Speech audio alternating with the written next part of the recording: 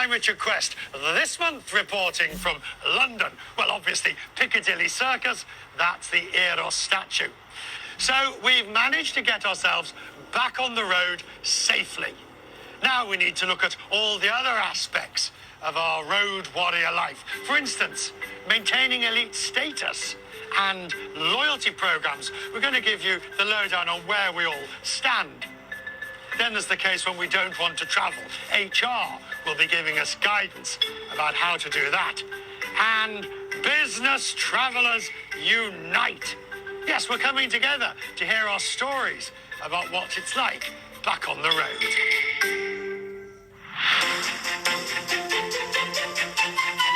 Elite status and loyalty programs are the magic keys that unlock benefits frequent flyers and travellers enjoy. You know the sort of thing. Those upgrades on flights and in hotels. Access to exclusive lounges. Getting on the plane first with priority boarding. And more free checked luggage.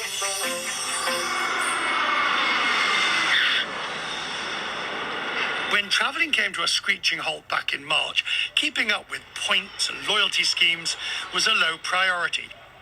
Even so, the airlines and hotels knew we were worried about what was going to happen. It was early on when the pandemic struck that the airlines all pretty much guaranteed we would all enjoy elite status through 2021. They extended the deadlines. But as it becomes more and more clear that this is going to go on longer than we first thought, what happens next? So now we know we're grandfathered in for 2021. There are a whole host of other questions. What to do with those points you already have? What would you suggest? Somebody who's sitting on a lot of points, what should they do? I would personally be looking to spend a chunk of those points in order to reduce your cash outlay for any sort of future travel that's coming up. But absolutely saving up some of those points for some future travel. There are going to be some amazing deals because the airlines are going to want to get those travelers back on the plane, used to traveling again, comfortable with traveling again. What is your rule of thumb of when you use points and when you use cash? I want to be attaining at least 2 cents per point in value. And so when I'm looking at a flight, I always look at the cash and the number of points. And if I can get 2 cents or a little bit more, I'm going to be very tempted to use those points instead of the cash. The only scenario that I wouldn't do that is if I'm saving up points for, a future trip or if my balance is a little bit low. Let's get to grips with where we stand. A business traveller checklist on the things we value. Alex says number 1 on his list of advice is to stop stressing. Very likely that they are going to extend those through 2022 as well, or reduce the qualification requirements. Don't rely on your status to get you that upgrade. Take a look at how much it costs for a first class flight. You may be pleasantly surprised. If you rely on your elite status to get you that upgrade, just remember that everyone's status has been renewed. No one has lost any status. My third tip is to maximize your earnings and make sure that you're using cards that reward you generously on purchases that you regularly make. It can make a huge difference, and try not to settle for just 1 point per dollar spent. Try to research cards that offer 2, 3, 5x, and sometimes even more than that. The airlines, the hotels, the car companies, they're all offering some splendid deals if you choose to use your points. Is now the time to travel? At some point, there will be some great news that will increase consumer demand greatly, and you want to lock in those deals now while they're on offer before the demand comes back. The decision on whether to travel is a movable feast. However you feel today, it may be very different in 3 weeks' time. Johnny Taylor is an HR expert and gives us some guidance on what to do when you decide you don't want to travel for work. We still have a significant number of people working remotely. It's really creating this interesting dynamic where the employer has said, we're still not traveling, but our customers, the customers of the employer, have said, Well, your people need to show up. So, the policy at work is you don't have to show up to the office, but if the client says they need you at their offices, you must come. When faced with a dynamic where you're just not comfortable, what should you do? So any employee who's facing that situation should have a very honest conversation with their boss. And it needs to be reasonable. It can't be, listen, I don't want to travel until we're certain that I'm safe, because I've talked with you before. You're never 100% safe, right? But if it's unreasonable for you to show up, either sometimes it's childcare, sometimes it's you have pre-existing health conditions, then your employer has an obligation to try to accommodate it reasonably. But there are some jobs that require travel. And if the employer concludes that there's no other way but for you to be there, then the question is whether or not that's the right job for you. How far can you say to your employer, look, I went to a meeting and they weren't socially distancing properly? If they are not following appropriate protocol, social distancing, wearing masks, etc., you can't force an employee to go into a situation where they're compromising their safety. Got it. But if the company is doing that, so I ask you to come to a dinner, and the dinner, they have long tables and we're socially distanced and people are wearing their, and you say, nonetheless, I'm uncomfortable doing this, then that's not the job for you. And an employer can, under those circumstances, say, then this isn't working. A reasonable accommodation is okay. Your employer is only responsible so far in keeping you safe. It's up to you and me to do the usual things, avoid touching your face in order to help minimize the chances. If you're like me, the moment somebody says, don't touch your face, you're immediately touching your face. It's like I can't help myself. The gadget that could perhaps stop you touching. In a moment.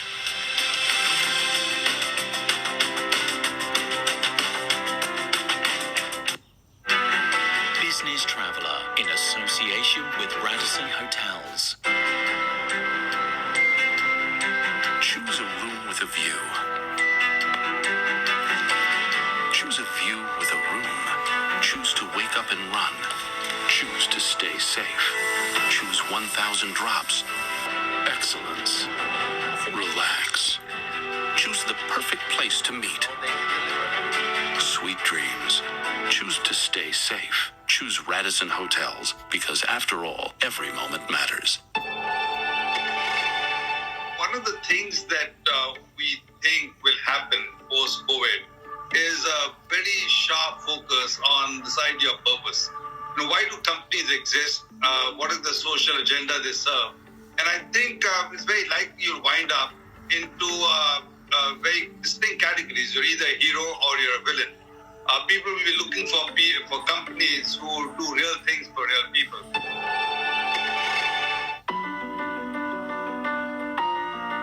A mask can say a lot about the person who wears it, but even more about the person who doesn't. All new African Voices Changemakers. Create opportunities. Impact communities. Transform lives. For two musical hitmakers, the true power of song is the ability to inspire. There's a young kid out there who wants to make music, and now they're gonna believe more. African Voices Changemakers, only on CNN, in association with Glow. New questions as coronavirus cases spike. Join Anderson Cooper, Dr. Sanjay Gupta, and 5 former CDC directors for a new CNN Global Town Hall. Coronavirus, Facts and Fears. Sunday.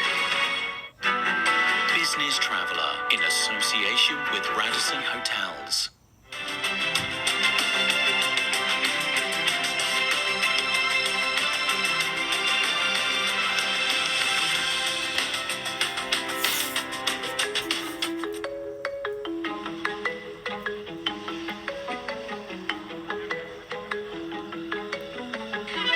Months on, and nothing is back to normal. And yet, all the surveys and the studies show we do want to get back on the road. We're all having our own individual experiences.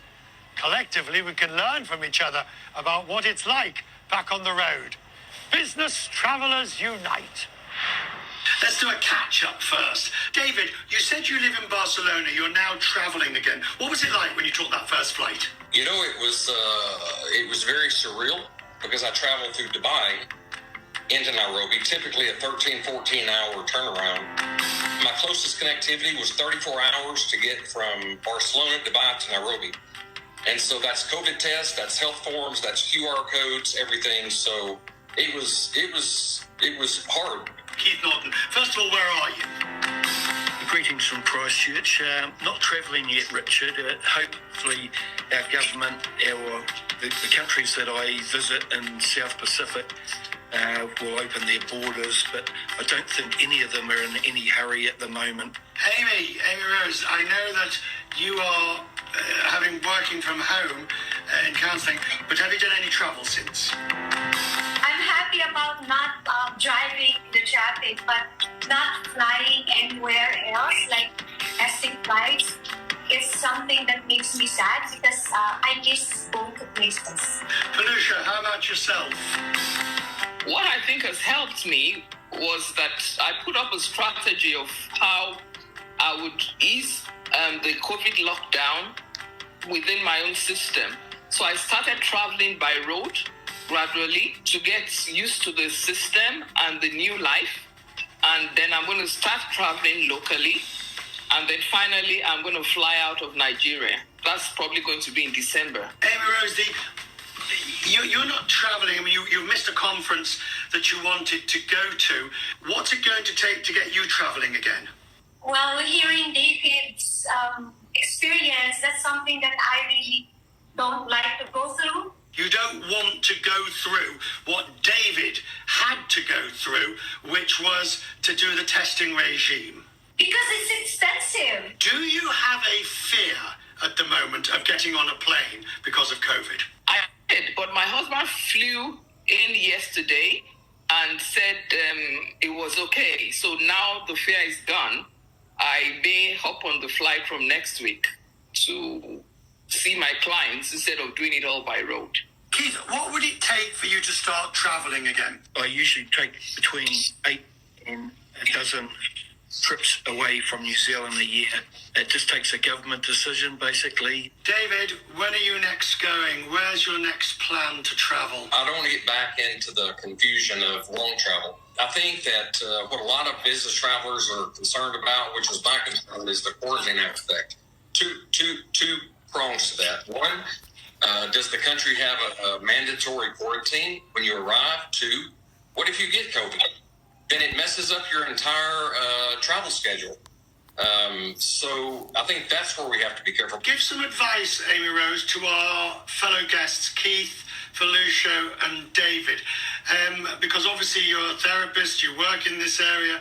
How would you suggest we are all handling this crisis? Mental health is very important. And part of mental health is the physical, psychological, mental, and the spiritual side. So physically, we just need to enhance our immune system while we are waiting for that chance to come again. It's always about our protection. It's our body is our responsibility. All together, 3 deep breaths in and out. Are you ready? Yeah. All right, 1 in.